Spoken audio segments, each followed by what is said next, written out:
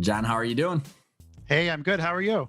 Doing good. I am super excited to have this conversation. You and I talked, what was it, man? Like a year and a half ago or something like that? Because literally it was like the world was normal last It time we talked. it was like February or March, and yeah, the world was normal because you invited me to an in-person event in like late April, and I really Oh yeah, wanted to that go didn't to it, happen. and that did not work out. Yeah, I didn't have to like notify you that it wasn't going down because we were all sitting in our basements It's at that very point. clear. Yeah. So I'm excited to have you on because, when we were talking, I think you were even going through like, hey, what am I going to be doing next? And I know we're going to get to that in the second half of the conversation, but for everybody that's listening in, like, why were we talking? What are you doing? Just give us the Cliff Note version of John and your background, and then we can go back to how you started the business and some of the growth stories along the way. Yeah, totally. So when I came out of graduate school in an academic program, I thought I wanted to be a professor, and then it turned out that I was not going to be one of like the top three people in the world in my field. I didn't think so. I had to figure something else out. So I went into management consulting, which is like what kind of smart people do when they can't figure out what else to do in life. And I did that for 3 years, and it was great. It was a really good experience, actually. And then after that, I did that for 3 years and I was like, okay, I got to figure something else out. This is not what I want my whole life to be. So I'd had this experience teaching test prep tutoring at Kaplan several years ago, right after I got out of undergrad. It's like, okay, like what skills do I have? Like what business can I start? Like, wait a second, like I know how to do test prep, right? So my wife had also been at Kaplan and we started a little test prep tutoring company here in Chicago. And what we thought we would do is we would teach people how to take the law school admissions test. And we started to do that. Got a little bit of success there. And then fast forwarding the story, over the course of the next 8 years, we built a pretty nice company, which was one of the leading players in the medical college admissions test, MCAT test prep Hmm. world.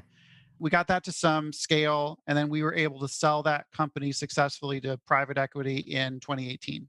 So much to unpack there too, because I'm sure it was super easy the whole time, right? Like, yeah, right. We had So some challenges. yeah, like what was it like? Like go back to like when you and your wife were talking about that. Like what was going through your head? I mean, what was the plunge like? I mean, was it like, hey, let's just get this, or was people knocking on your door going, hey, there's a demand here? If you just put a hang a shingle, is it easy to acquire the customers or? Yeah, she and I actually remember why we started that company very differently, which is interesting. And now this is 10 years ago Yeah. now, so I don't know. She's probably right. My memory of it was I thought I needed something to do because I was going to go to either law school or business school, and it was like just a weird time in the year because it was like not the right time to apply to law school or business school. So I was like, okay, I'll start something and I'll do it. And if I get into a great law school or business school, like I'll go do that instead. And then it took off, and it was clear that I'm just not going to go to law school at that point. And in terms of your question, like where was the demand? The demand was definitely there. I mean, the niche that we picked was individual one-on-one tutoring, which was a thing that every company offered for sure, but they didn't really want to. Like Kaplan wanted to teach like larger classes, and didn't really spend a lot of time on their tutoring program. So that's kind of where we said, there's definitely demand here. Like we've seen it ourselves as instructors. Let's put up some ads on Craigslist, which is how we started advertising, and see what happens. So, what was your wife's reasoning? So her memory of it was that like we wanted to start something and make it really big and sell it. And I don't remember being that ambitious in 2009. But I think that she saw the same things, right? She had been an Mhm. instructor way back at Kaplan too, and kind of saw the same market opportunities that we did. So what's so interesting is did your guys' vision evolve, like what you wanted with the business evolve, and I don't know if that came to a head, like how you guys perceived the business and what you wanted it for long term, or did you guys have like discussions and trying to reconcile that when you guys were about to sell? Yeah, I think that when we got to the point that we were ready to sell, I think we had accomplished most of what we had kind of set out to do. Okay. But what we had set out to do was, I think, very distinct from where we'd started. And I think that when we started out, basically we wanted to have like a nice little company that could kind of like pay the bills And I don't think that I personally, I don't think I had a lot of ambition surrounding it. And, ran a nice company where we served our students and our customers really well for a couple of years. But then I think there was definitely a turning point where, me and my wife, and then our management team, where we were finally able to kind of get some really great managers on board.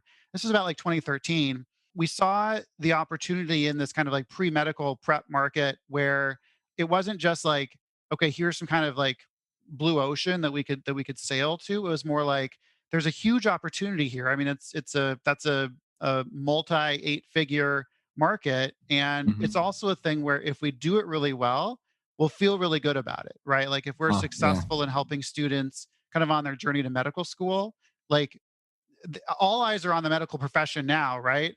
Just given what just happened over the last year. But even back then, it's like if we can help these kids like become doctors, like that's like a really good thing we can do in the world. So I love how and I don't remember, John, did we talk about conscious capitalism last time we chatted? I think we were talking about like some of those same themes Yeah, a little bit because you just hit a chord with me with like do good and make money and have a right. business and aligning those things. And were you guys on track? Was that like a component that you thought was missing prior to that 2013 turning point or Yeah, I think that was missing. And I think that when I started, it was like, here's a thing where we can do to make money. And if we could make some money selling widgets, or if we could like pay the bills with like a really good lemonade stand or something, we would have done any of that stuff, right? Mhm. But I think that like one of the major turning points from myself and our team, from like kind of like stabbing in the dark and trying to make something work, to like figuring out like what we're actually trying to do, and really being able to attack it, was putting that kind of like meaning and purpose behind the company. I think that we had a really impactful meeting in 2013. I still remember it. And I was so cheap. I didn't even rent a meeting room for this. Like we met in like the corner of a restaurant for like 4 hours. Um, and the thing that we did that really was a turning point was we put in traction. And I know that traction. Mhm. Your audience has had 100 conversations about that, but just putting some frameworks around like what are we trying to do here? Why is this better than like if we worked at Philip Morris or like the vape company trying to sell cigarettes to children? Like why is this better than that? And I think Right. that was a real turning point for us. Super cool. So you had talked about the type of business that you're in that also evolved. So it sounded like that turning point was kind of a mental shift and you're seeing the strategies and aligning what your meaning and purpose is with your clients and what you're doing. But you also had now you can quickly articulate the different business that you grew into Yeah. compared to. So why don't you kind of give the overview of how the business model started and where you ended up, and then talk about the challenges of shifting from the service to the content because I think it's just an interesting challenge, John, that a Yeah. lot of companies have right now. Yeah, sure thing. So when we started, and for the first 3 years of our business, every dollar of revenue was tutoring. So it was one tutor, one student, and that worked really well. And we were able to get that model to a couple $1 million in revenue, which was it's a nice niche business at the time. But we saw that there was this opportunity to move into more of the content development. So like we're in test prep, we were in medical test prep. So if you're going to like publish a book or an online course or have software, it's not just like you can't just like write it up the way that you can write up like I don't know, like an English literature textbook or something. Like you have to have like diagrams, right, and medical You're teaching people. illustrations and all Yeah. this stuff, right? And here's the story of how I figured out that that's what we should do is an interesting story, because I think that one thing that I did totally accidentally in my business, but I would always do it again now and recommend that everyone does it, is we put together kind of like a little board of advisors early on in our business, really before we needed to. And I wasn't setting out to do it, but the way that we found this was so random. I was going out trying to find our first like actual office space, and so I met like this commercial real estate broker, and she was like, "Oh, what's your business?" So I told her, and she's like, "Oh, I just like matched an apartment or a condo with a guy who was in that business." I was like, "Oh, what's his name?" Blah blah blah. And she's like, "His name is Chris, and he worked at the Princeton Review, and now he does something else." So she gave me the contact information. And so I called Chris and we're like, let's meet. And he became an advisor for our company. And that was a huge turning point because I had not had people on staff that had like worked at the big companies in a senior enough role to kind of like know how they worked. Mhm.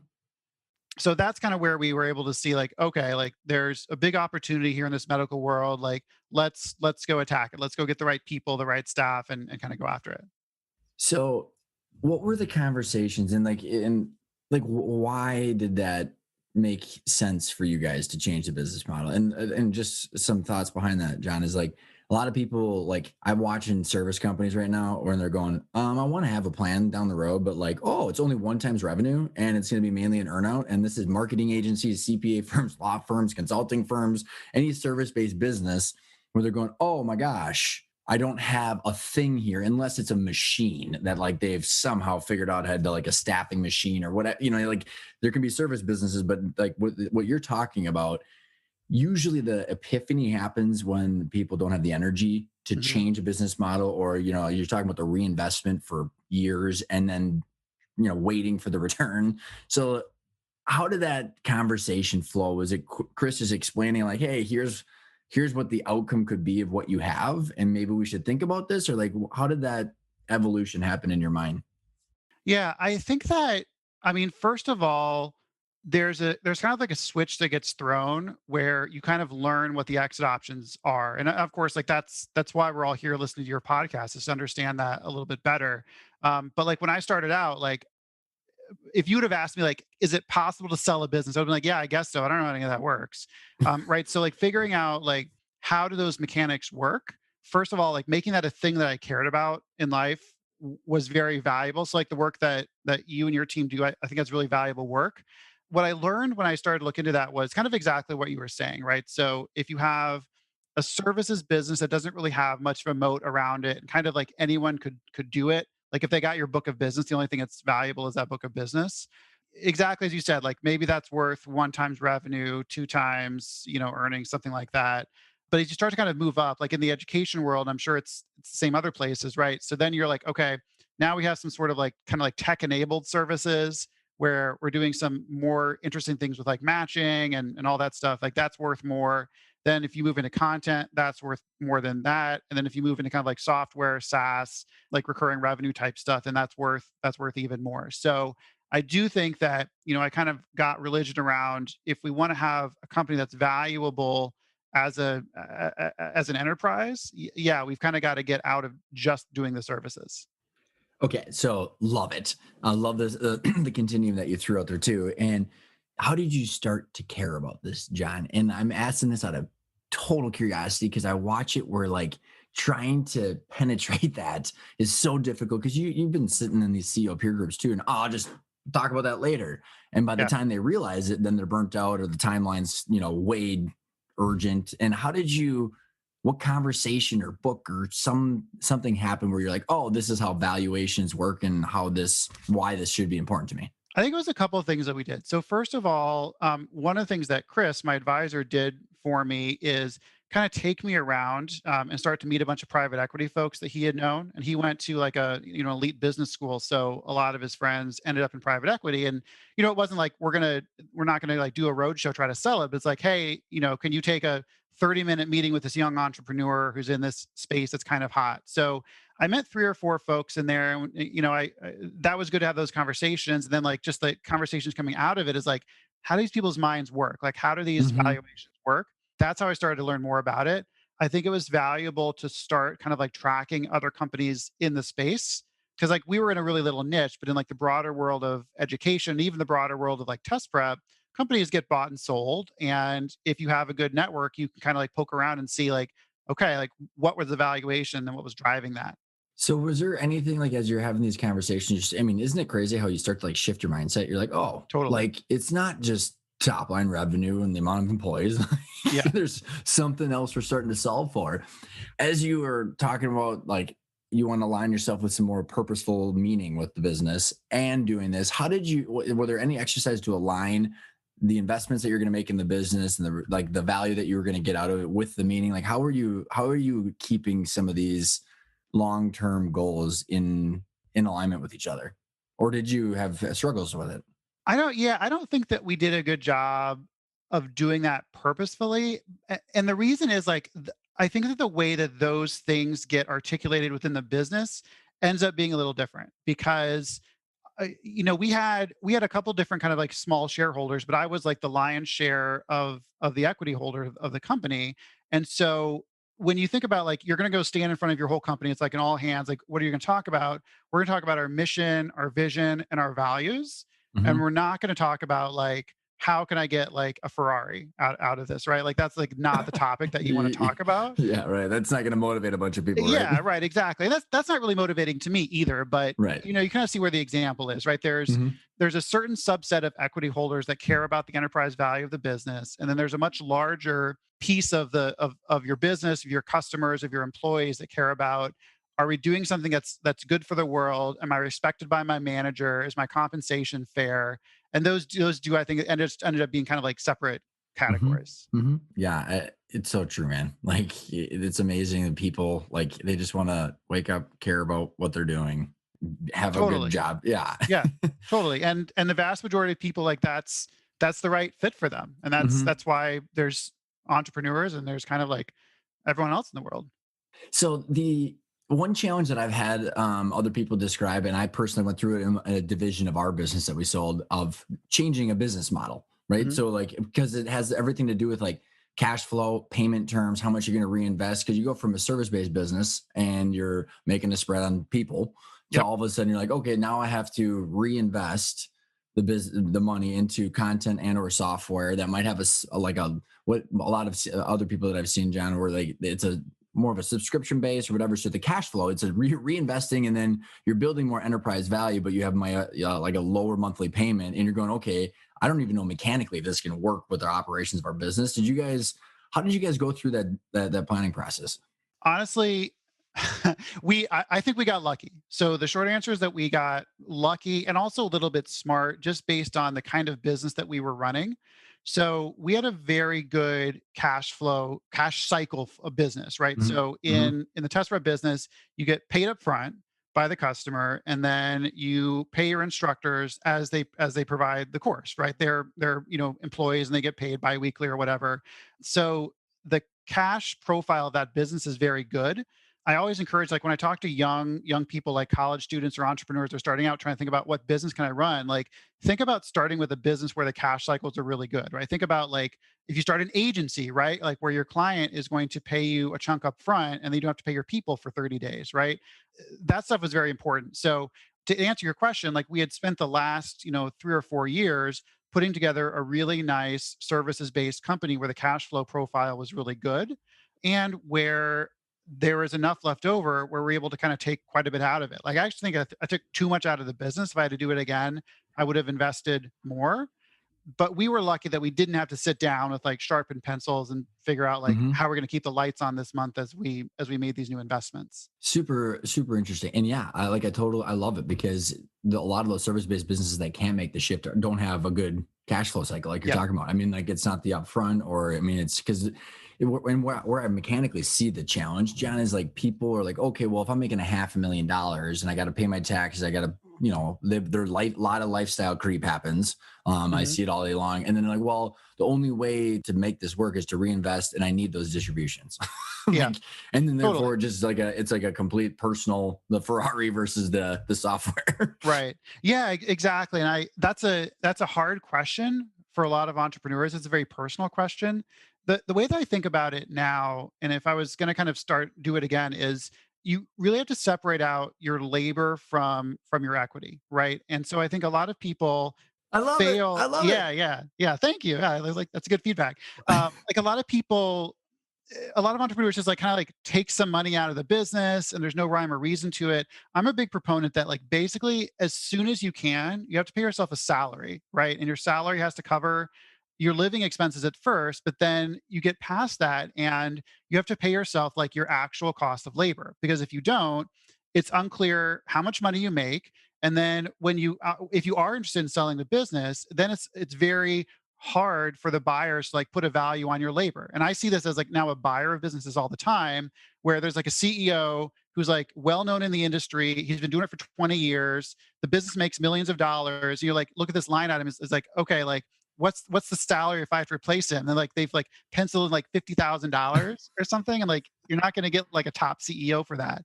So I think like both from a perspective of managing the business and from perspective of having books that like make some element of sense, you got to pay yourself a salary. Dude, I literally love it. And the reason I was like cheering is because my partner Pat and I have done multiple podcasts where we talk about shifting your mindset away from annual income to Mhm. long-term value creation. Because the number one way to do that is to say, what do you actually get paid for your management role? Like, Yeah. and your lifestyle should be managed within that cash flow, your household income, and then the other stuff is going towards your net worth. And people, when they conflate those two, that's where these decisions of how to reinvest in the business and what do I want to do with the long term, everything just gets conflated together. Yeah, totally. Yeah, it's interesting that you said it that way. I think it's obviously a thing. We know that, right? And there's mechanical ways you can, bifurcate the two and then make decisions on each of those routes. When you guys are going through the like what to do with the business, you talked about the continuum of like the services to then content to then SaaS. Like what was the decision tree that you guys went through, and like how did you decide to go the route you did, and what was the final outcome?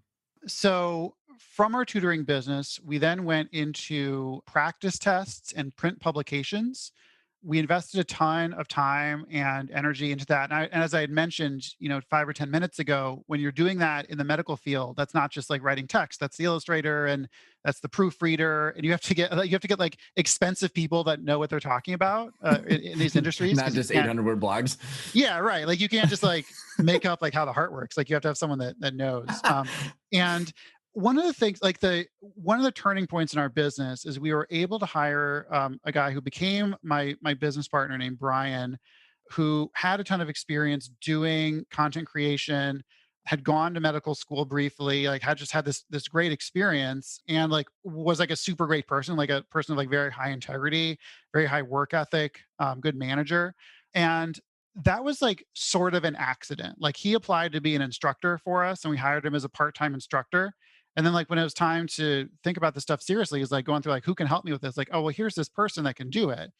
I take it like, and then like extrapolating that, like what I did in the future for that was like you have to have a bench of people that you can kind of like go hire and do that, right? And I think that I probably didn't understand starting out like how possible it would be to go hire really good people. Like as long as you were aligned in terms of like the vision and values, like you can approach like good people. You don't just have to get like only really inexpensive people out right out of school.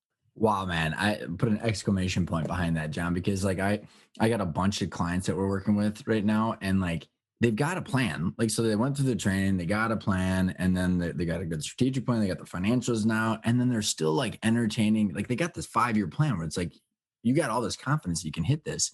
And they're still entertaining these potential out of the blue offers, which is totally Mhm. normal. And I think advised on, but when I watch them gravitate towards it, and I'm watching, it's like 9 out of 10 times, it's because they don't have the executive team in place that they feel Yes, confident is going to own the outcome, John. And so they still carry all the burden of the stress. And it's totally. interesting to what you just said is like this bench. I think a lot of people underestimate that if you want to hire someone for $125,000, it's like a sports team. You go recruit, right? Like Yeah, there's not only one person out there that can do right. it, and it's your neighbor that you met 20 years ago. Yeah, Like, yeah. what when you think about it, how did you come to that realization that there is a bench and you can actively find these people? How did you get that exposure? So the first thing I did was I went through this like blossoming that most entrepreneurs I know go through, where you realize that you are not the best and smartest person in the world, and that's like a life changing experience. Because like that's like theoretically you know that you are not the smartest person, but for example, I had handled all the sales in our business for like the first 3 years, and I was like. I don't know why I thought this. I was like, I can't hire someone to do this. Like, only I can do this. And then I wanted to like go on vacation, so I brought in someone to do sales who had been on my part-time team, and they did a great job on sales. Like, oh, wait a second, like I can get someone who, and I'm like I'm like probably 28 years old at the time. It's like I don't have that much experience. I can get someone that can do this. And then hired someone who started then like the first month eclipsing my sales totals, and then hired a second person who started eclipsing the first person's sales totals, and hired a third person who was even better, right? And then started eclipsing like those people's like sales totals. And and then we're kind of like off to the races. Then it's like, okay, like there's people that are better than me at literally every piece of the business. Like I might not be replaceable as the entrepreneur, but every role, every hat that I wear, there's someone better out there. And I need to go find them. And to your point, like they don't just apply on indeed.com or whatever. Like you have to get in your network, you have to get on LinkedIn, you have to go like search these people out. So that's awesome. The As you guys are off to the races, where did you and you've got the right and you've talked about the shift in the mindset of value creation, which is why you're aligning your strategies, you're hiring some people. And so I'm kind of seeing the progression here. Where is it that that you started saying, okay, it might be time to start thinking about this in the near term instead of more of like this longer term goal of selling the business? I thought about it. There's a couple things that happened. First of all, I think we got to a scale of the business where it was going to be hard to make another big jump. Like as you think about valuations, like larger companies are worth disproportionately more than smaller companies. So if you have a business that's doing $500,000 in earnings, if you're able to 4x that business to a $2 million in earnings, that business isn't worth only 4 times as much. It's worth like 8 times as much or 10 times as much. So I think that we kind of crossed that threshold where, we would get a fair offer that wasn't really tiny. Secondly, I do think I kind of like run out of energy a little bit on doing that day to day. Like I'd been in that business for 8 years at that point and some change. And like I still loved it, but I felt like I loved the people a lot, but like the business itself, Mhm. like I felt like I could have seen a change in my life, right? And every day, like I miss the people that we had in that business, but in terms of like the day to day of that business, it felt like it was a good point to transition. So, how did you start to explore that then? Because I know we're going to go through this and we want to talk about what you're doing now because you've got a lot on this side of the table of the buyer side is a way different perspectives. And so I want to make sure we get there. And what is the exploration that you started to go through? And you talked about like there's a point where you kind of know the exit options. And now with the search fund, you're one of them. You got ESOPs, private equity, strategics, internal, or keeping the business, as a Yeah. passive investment. How did you vet those out, or did you go through any kind of like mental exercise to say, okay, I think that this is the route, and then how did you go explore it? Yeah, totally. So I guess I'll start with the things that we didn't really consider. So we didn't really consider ESOP type stuff because I had seen a couple people that had done that. It seemed very complicated. It seemed like it was better for businesses that were slightly larger. And again, like I don't like that's like my uneducated bias about that. So I Hmm. don't know, right? I Yeah, I it's could have probably could have self-awareness learned more though. about that. Keeping the business, that's interesting. And I thought a lot about that. And I think that's an underappreciated option for a lot of business owners to just go hire a CEO and then go do something else. I thought though that our our business it grew super fast, but another competitor could also grow Mhm. super fast in that space. So I felt that like there was an element of risk there, as opposed to like if we would have had a company that had been there for 30 years and we owned a factory, like that's a very different kind Mhm. of business in terms of stability. Mhm. So I think strategic buyers were interesting. I think private equity buyers were interesting. We ended up getting an offer. It was actually the company that ultimately bought us like, was the one that sent us the first kind of serious offer that we had. And then we were able to kind of go vet that out in the marketplace a little bit before deciding. Did you did you hire an intermediary investment banker broker? Yeah, we hired a banker. So any thoughts on good approach, bad approach? Yeah, I think that it's probably worth it. Like I think that is in itself a process. So I think if you're going to hire an intermediary, you can't just like hire the first one. Like you've got to get intros to a couple people, see who's doing a lot of deals specifically in your industry, and then make the choice. And I think that a good one pays for him or herself easily, but I think it's not like guaranteed that you'll get a good one is kind of how I felt over the Yeah, years. isn't that the truth? And you said you specifically said banker. So it sounds like you know the major difference between brokers and bankers. Yeah, we were of the size where it made sense for us to pursue a banker. Did your mentor Chris help you go through this of what to look for, Totally. like the fee structures and all? Because I think, like you said, I think I don't know if there's any stats out there, but like I know that Americans, I think it's like 9 out of 10 homeowners hire their first real estate agent that they come across. Yeah. And I think the broker intermediary world is the same way, Yeah. but there's so much hair to the deal if you don't understand their fee structure and how they get paid, how they marketed it. I mean, Totally. did you kind of go through and you have an understanding when you were vetting them out? Yeah. I don't know. We looked at a couple of people and the fee structures were generally kind of similar. We also negotiated a kind of like an abbreviated fee structure because we didn't run a full auction process. Like we had an offer in hand Okay. that we thought was good, which we could then kind of take out to the market to vet, as opposed to like having to go through a whole 18-month Hmm. process. But I totally agree with you. Like it's one of those things like you don't know, right? If someone's like, oh yeah, it's 5%, like you're not, is that good? It should be 3, should it be 8? Like I have no idea. Hmm. And what do And I get? unlike in real What do I estate, get like for the money, right? yeah, right. Yeah. Then what are you gonna do? Is the other really good question. Super helpful. And it's interesting that you said that you had an offer that was out of the blue. My partner and I just did a podcast about what do you do with an out of the blue offer. I'm seeing it all day, Mhm. every day. Yeah, totally. And what you did is like pretty much our recommendation is like, hey, like just because you get an out of the blue offer, don't just jam it through with an attorney, right? Like you can negotiate some reduced fees and like go through at least a process of, a different kind of process, but at least one where you're not negotiating everything yourself Yeah. because you got to work with the people afterwards. Yeah, totally. Did the person you sold to, the company you sold to, were they the one that had the original offer? And then what Yeah. did you learn by vetting out a couple other ones, or what was what led you to make the deal, consummate the deal with that original offer? We thought at the time that the offer financially was very fair. We thought that the people involved were generally good people. And so that's kind of like the basis of the decision that we made. And you said it was a private equity firm, right? Correct. Yeah. And what's so interesting, John, is I'm seeing a lot of people are like, "Oh, I'm just going to sell to a strategic in my industry," and they don't, a lot of people don't realize that half the strategic people in your industry are backed by private equity firms. Right. That's true. So it's That's yeah, true. yeah, private equity is eating the world. So did you vet out a couple other companies at the same time, and then there was certain reasons that led you that direction?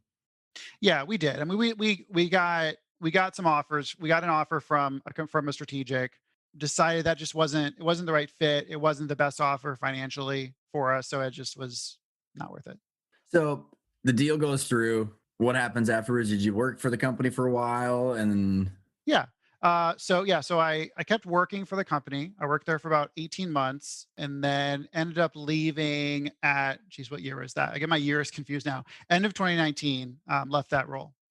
yeah, yours confused exactly. Like I don't even know. So one of the things that I think you and I, when we had talked about 18 months ago, the podcast I used to have the title be called Life After Mhm. Business. And it was honest to God, because I was like, what am I gonna do now? Yeah. Like my whole identity and all my skill sets were wrapped up in a different industry. And I think you were kind of along that journey of figuring out what you want to do. So was it weird all of a sudden being an employee, and then did you start kind of the soul searching while you were there, or like how did it all like expand on your journey to getting to where you're doing what you're doing now? Yeah, totally. I feel like I'm still like definitely on that journey too. Like we have Me not we've too, not man. concluded. One of the things in retrospect, I don't know that I ever sat down with like a piece of paper and was like, what do I want my work life to be for the next like 30 years or however long it would be. And like weirdly, like, I'd been in entrepreneurs organizations. So we do a lot of that kind of activity, like a lot of visioning stuff. And so I knew like what I wanted my family life to be. I knew what I wanted my marriage life to be, my spiritual life. But I don't know that I'd sat down and said like, here's what I want to accomplish in my career, like when I'm 60. I'm doing that stuff now, and I wish I would have done it back then, Mm, because I think that helps. It really helps like guide your understanding of, are you making the right long-term choices or mhm, not. Now on the other side of that, if you said like, well, here's what I want to accomplish, but then someone comes along with you and offers you like a dump truck full of money, like to right, to like sell your business, that's something that you have to evaluate seriously, right? Because like being able to feed and clothe and educate your children in perpetuity is like a very serious matter, right? And that's like, to me, like that's a more serious matter than like, do I feel fulfilled even if my business fails and I can't, and then I have to like go get a job, and it's a problem. mhm. So I wish I would have put more thought into it then. That said, I think like after you, to your point, after you've sold, your identity is different. You have to kind of like figure it all out again. And that's partially where I think I am today. It's painful, man. Like, Yeah. it's just a bizarre situation. And even at my age, I mean, and like doing it when I've watched people that are 50s and 60s, I mean, that's even harder because you got Yeah. decades more on top of the Right. situation. What exercises have you gone through right now that are helpful? Or like if you were to go back to yourself 5 years ago and say, hey, just think about these couple things, in no particular order, like what would you tell yourself? I think that before anyone sells their business or like meaningfully changes their roles in their business, you have to know what you want to do next, and and it has to kind of fit in with the why. Like, why are you trying to accomplish this? Like, why are you trying to sell your business? And as I said previously, I think it's fine to say, I want to sell my business because it's important for me to make money and take trips off the table. Like, that's a very reasonable thing to say. But then, like, how do you position yourself for what you want to do next? I think is important. And in terms of resources that I used for that, I used, man, I'll have to look up the title and send it to you. But there's a book about like lifestyle design from like a design perspective from like Stanford Graduate School of Oh, super Business. cool. Do you know that book? No, but it sounds That's a awesome good though. book. Yeah, I'll look up the notes. Secondly, I started working with a therapist, which I recommend for everybody. I think that, like, especially now, like no one's mental health is in great shape. That's very valuable. And one of the things that came out of that was after, for reasons that I'm happy to talk about in a second. Like it's now been a year, and I'm still like basically trying to figure it out. And I'm like, okay, I'm talking to my therapist, and I'm like, well, what am I going to tell people? Why have I been out of work for so long? He's like, who do you think cares about that? And I was like, I'm the only person that cares about that. Like, right, like you, Ryan, like you don't care, right? You've got your own life. You don't care how long it takes to figure it out. Like my wife doesn't care. My kids don't care. Like they love it that daddy's home and not at the office 9 hours a day. So I think like part of it is shedding those societal expectations about Hmm. what I should be doing. I just spent a week with my dad who's 79, and he's like, well, what are you doing for work? He's like, I don't know, dad. Like, I don't really like need to go get a job right now. I was like, well, what are you doing for work? Like, I don't know. I don't know what to tell you. It's so interesting, John, because the entire reason I'm doing what I'm doing right now, the podcast, the company, and everything, I read Bo Burlingham's book, Finish Big. Have you ever read that Yeah, book? totally. That's a great book. And he said in there, he was like, the worst question you can ask someone that sold the business is, what are you doing now? Right. Oh, I'm just I used to be an owner of this Yeah, business, and like it's so crazy, like it's a paralyzing situation to people. And I've had people on the show that have made more money than you and I would know what to do with in a totally. lifetime, and they're on a vengeance to go like prove to the world that they're worth something now. Yeah. And I'm just like, man, like maybe John can give you his therapist number and Yeah, right. save you millions of dollars a year. But it's an interesting experience. So as you were doing those exercises, John, what did you start to realize about yourself, of like what tasks that you like to do that makes you fulfilled, but also the causes that you're reaching out to? I mean, like, did you start to get some clarity on that?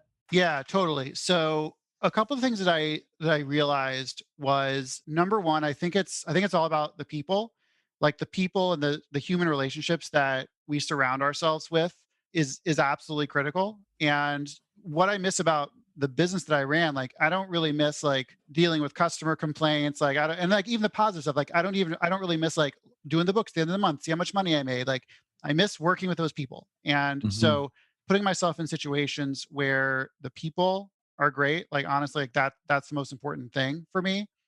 I think that, to your point, like working on a cause that I care about, even like just a little bit, I think is so important, because there's got to be a reason to get up in the morning and go do it when it's hard.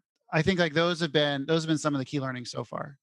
Dude, this is so crazy because you're bringing up topics that I talk about every day, and it's just I'm bizarre to sure. me because I'm like, for like years, like after like hundreds of interviews, I'd be like, honestly, what I've gathered, there's only two questions that every person should ask themselves every morning if the money's not an issue, right? Because like money, we have to solve for that, Yeah. and we're gonna do things we don't want to do if we need the money. But the moment that the money is taken care of, there's two questions: who do I want to work with and enjoy, and what challenging problems do I want to solve that I get fulfilled with? Because if you work with really good people but you hate the problem, it's not going to be enjoyable. But if you like the problem but don't like the people, it's going to be a problem. I mean, Exactly. you just nailed. Yeah, It's just that's exactly right.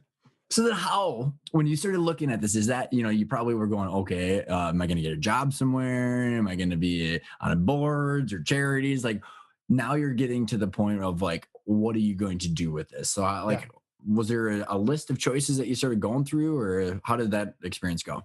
Yeah, I tried to try a bunch of different things as best I could.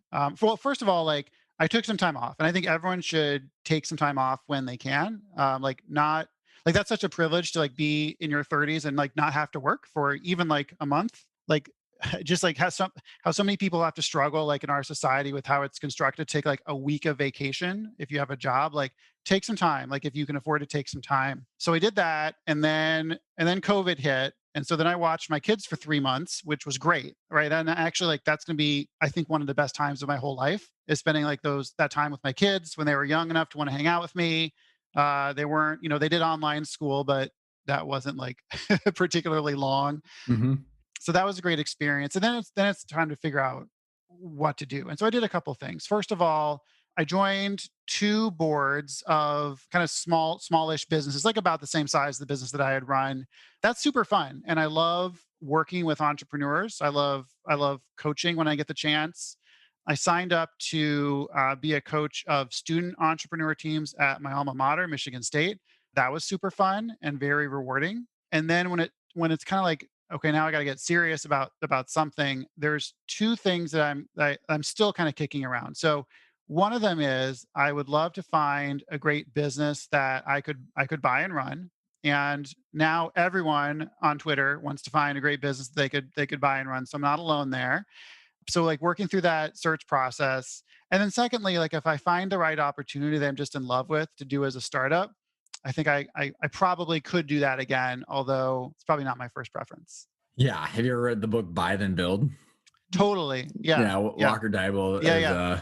is Yeah. a good. I shouldn't say good friend, but he's an acquaintance, and Yeah. Yeah. we run in the same circles. Love the guy, and his first line in the first part of the book, John, was "Never start a business again." I read that when I was in the startup of Arcona. I was just like, Right. yeah, I can relate. Buy cash Totally. flow. So And no, it's a good point. And I see both sides of it. Like I think that if you are looking for stability, buying something and you can do it, like buying something makes a lot of sense. I think that now that like being a search fund person is like a trend on Twitter, I think that more people are getting into it without knowing what it entails. Like what it entails to run a business. Like even if you could successfully buy it, like that's like 10% of the challenge. wait, it's not just a multiple choice in a textbook. Yeah, no, that's like that's the weird attitude, right? Like there's so many like influencers on Twitter or whatever. They're like, oh, you can buy a business for like no money down. And it's like, well, probably you can't. Like you, Ryan, can, but like you who's listening to this and like learning this on Twitter, like probably that person can't. Yeah, you can lose 100 pounds in 2 weeks, and all Yeah, you got to do is just exactly. take this pill and shake this thing. Right. But it's interesting. I want to unpack the search fund because, like, Totally. as we were talking about, like in the five exit options in our five principles, the third principle being exit options. There's five of them. Second one is acquisition entrepreneur. It kind of came from the search fund Walker Dybel space. And going, Mhm. okay, there is a person here, and here's how this whole thing works. But Walker spends a lot of time talking about the people using an SBA loan to buy it. Yeah. But there's the next level of the search fund where you're kind of combining the family office plus the acquisition entrepreneur. Explain the setup, what you know about it, the pros and cons of different structures, and how you're going about that process. Sure. So that world is so much more developed now than it was even a couple years ago. So Hmm. like search fund feels like where start a startup was like 10 years ago, like where like now there's resources, like there's university programs, there's accelerators, there's all that stuff now. So if someone who wants to learn about it will have like an easy time finding resources. Hmm. I had found a little social network called Search Funder, and now it's way bigger than it was a year ago when I first got on it. run by two search funders. And it's like the Facebook for search fund people, right? So I Hmm. got on there, learned a lot about it, and found a partner who had been in private equity in the education space. Mm. And so he and I now look at deals together when they're kind of like relevant to both of our search criteria. So first of all, like finding other people to work with, I think is really important. Like it's very lonely to try to just do this yourself. Hmm. And in terms of your question about the structure, there's a couple different structures that we can consider, right? So one of them is, well, first of all, like there's a lot of deals that are small enough that I could just do it with my own equity and be okay, right? Like And there's equity and some debt, and then yeah, you're off to the races. And yeah, exactly. SBA is interesting. I haven't actually done an SBA loan, so I'm not like the world's expert on it, but like in theory, like you can buy a business like you buy a house with 10 or 20 or 25% down. I think that people underestimate the challenge that's involved in that because you still have to get like humans to agree with you to lend you the money and like that you can actually run the business. and then you need to have a good enough business and capable of servicing that debt every single Exactly. month for the next 10 years. Yeah, right. Yeah, exactly. And of course, when you do SBA, you sign a personal guarantee, right? So if you honestly, like frankly, like speaking really frankly, someone starting out that doesn't have a lot of assets, like that makes more sense. And if you have Mhm. like $10 million, right, and you have to like pledge $10 million to get a $10 million deal, like that's everything. Like that's Mhm. everything that you have earned and worked for. So that's something that people I think have to take really seriously as well. Well, and it's also interesting too, and we don't have to get too technical here, but like even a couple years ago, when we looked at businesses too. It's like, you get to anything smaller than a $5 million enterprise value, and you go, okay, if you put 20% down, let's say it's $1 million, and you're going, okay, well, you have a $4 million loan, and it has to be big enough to be able to serve it, pay the taxes, service the debt, and then have enough money to reinvest or hire Yeah. someone to do the job. Yeah. And you literally get to the point where if it's below 800 grand in cash flow, the numbers almost don't work that well unless the person that is buying the company is going to do the job of the owner and make the six-figure salary too. Yeah, I think that's basically right. I think that the world is different and easier if the buyer is willing to go run the business. But of course, that begs the question: like, is that buyer the right person to run that business? Hmm. And like we had when I ran my company, like we had search funders reach out all the time. They look at their backgrounds, like, well, you've never run a company like this, so can you figure it out? Like, probably, like this person went to like a fancy business school. Like, you're smart, you can probably figure it out. But I see all these people are like, I've left my job in banking and I've bought a plumbing business. I was like, Godspeed. Like, I hope it works out for you, but like that sounds very hard. And I was in the AI, PE world or whatever. Exactly. And I Yeah. want to do plumbing. Right. Yeah. It's Right. well, it's also interesting too. What I think is, honestly, I think this search fund where you have someone that can run a business like yourself, and or anybody that's run a business and has experience and can find and syndicate enough equity where you can put enough down or the right size so you have enough cash flow to reinvest. Right? Yeah. It's not all leverage. I Exactly. mean, and it's because, like, if you think about the problems that I see everywhere, John, I think that the search fund is actually going to make the market more efficient because in like half of the people that go through our training, like, you just need an acquisition entrepreneur to come in. You need a CEO already. You want an out in the next, 2 to 5 years. Like, this is the perfect fit because it's not enough for someone to just go in and buy the whole thing. Mhm. And so it's like this weird hybrid that works really well. How did you what give some background on, like, when you were looking for this partner, you found the right partner, it sounds like. Where is this money coming from? So the people that are listening going, okay, so if I got, acquisition entrepreneurs, search funds, or private equity knocking on the door, where's the money coming from? What's their intent behind it? So when you were looking to partner up with some money, where were they coming from? What was their intent behind the investments that they're making? In terms of like the search funders that were looking at Yeah, our like, business, or why is capital why are people putting capital behind people like yourself? Like, yeah. and in the search funding world. Totally. So there's a couple different sources of capital that you see regularly. So one of them is people that are self-funded searchers who are going to go find a deal and then go try to syndicate capital either from friends and family. Like I see a lot of deals that are like basically like we got 10 dentists together to all put in 100 grand, right? Like that happens all the time. There's obviously they'll reach out to family offices. Small searchers will oftentimes try to find private equity firms in that industry once they're under LOI and try to get some participation there. you will also now see people who are funded searchers who generically, I'm sure there are many exceptions, are younger people that are coming out of fancy business schools that go raise a couple $100,000 from kind of professional investors to go run their search. And if they find the deal, those investors get to invest in the deal itself at a discount. Hmm. So you'll see both of those.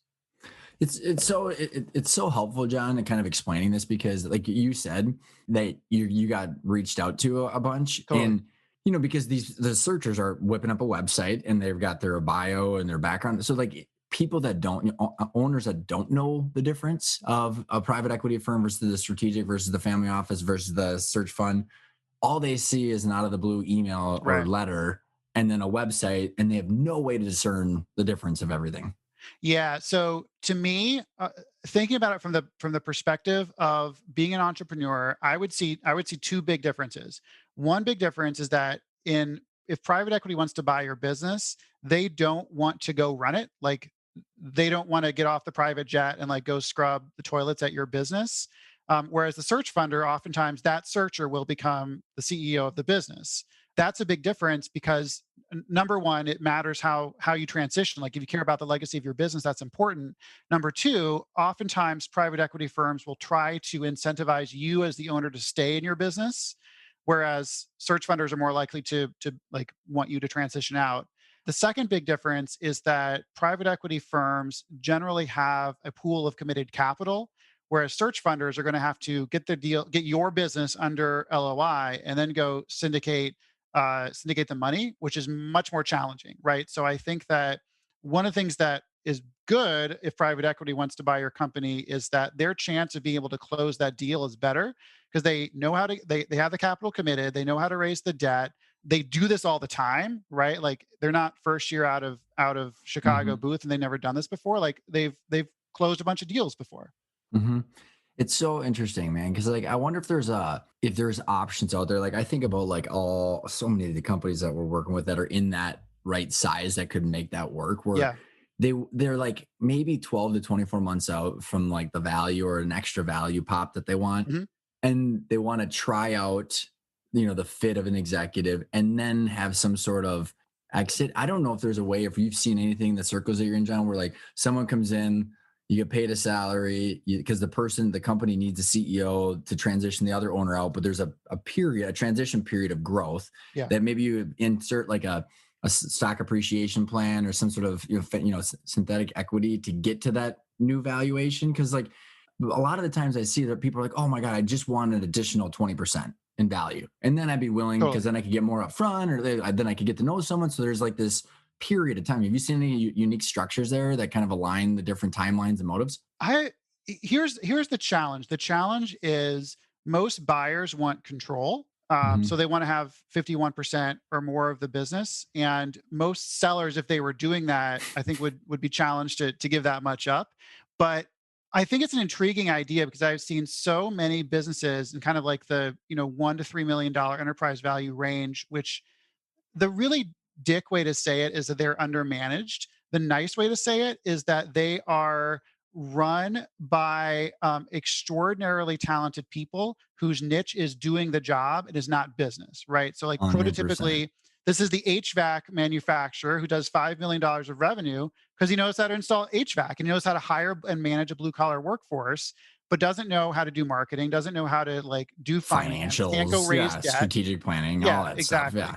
Exactly. So if there's a way to combine those forces, like yes, I think there's value creation there for sure.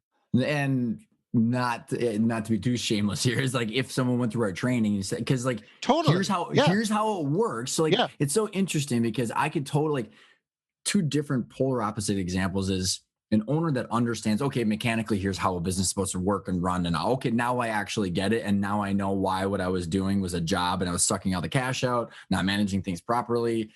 Now I'm willing to change for 12 to 24 months to get that additional value Yeah. and to do the hard work for the last, to get over the goal line. But I can totally, man, like we stopped working with people on the fractional CFO services if they don't go through the training, because I'm like, we can't teach you on the Yeah. fly. Like we need to, and I could totally see, because you're going in there to make the business your vision. and they've got their own vision. And so you both want 51% and a new vision. Yeah. But yeah, sorry to double plug for you, but I'm such a big believer in your training. And I hope you invite me back now that the world is back In person again. in Yes. person, because you're exactly right. And there should be no shame in that, right? Like if you built a $5 million HVAC business, like that's incredible. Like you're in the 1% of Totally. entrepreneurs in terms of success in the world. Get some people to come help you, right? Like I don't know how to install HVAC, right? I may know how to go raise debt, but I don't know how to do HVAC. Like let's work together. And there's your plug, right? Yeah, So there's my plug, right? yeah. Exactly. So what type of businesses are you looking for? I'm most active in two niches. One of them is education. So particularly like K-12 supplemental stuff is very interesting to me. There's a lot of stuff going on there. Second is this is kind of like, it's going to sound random, but senior care is really important to me. So we're looking at a couple options to do like age at home stuff, either from a technical standpoint or just from like a simple like contractor Mm-hmm. standpoint. It's an area where I'm passionate about. I've had to go through that in my own personal life, in recent Mm-hmm. years. I Mm-hmm. think there's a lot of opportunity there. Super cool, man. I got some people I should put you in touch with in both of those sectors. That'd be great. Yeah. We're getting close to the wrap up here, man. This has been an absolute blast, John. Couple questions that are rounding out. The Sure. first one is the word intentional. I like to ask everybody this because I love the meaning of the word, and everybody's got slightly different meanings of it. So, if you were to put a definition to you of the word intentional, what does it mean to you? Can I give a long answer? Is that Uh huh. annoying? We No, did absolutely. we do this exercise in my entrepreneurs organization forum all the time. It's called be, do, have. What do you want to be? What do you want to do? And what do you want to have? The have part is the least important. The do part is second. And the most important is like, what do you want to be? So I think it's like setting that up, figuring out like, who do you want to be as a person? And then working intently to make that happen. That's intentionality to me. Super cool. Yeah, I mean it's a multi-dimension like goal that you're going towards. Exactly. The other question is, where is the best place to find you? More information? Where are you hanging out? Totally. So I'm on Twitter. Happy to direct message with people on Twitter, go back and forth. I'm on LinkedIn as well. Shoot me a note. I love to connect with people, so I'm happy to connect with anyone in your audience. John, thanks so much for coming on the show, man. I had a blast. Ryan, this is so much fun. Thanks for having me.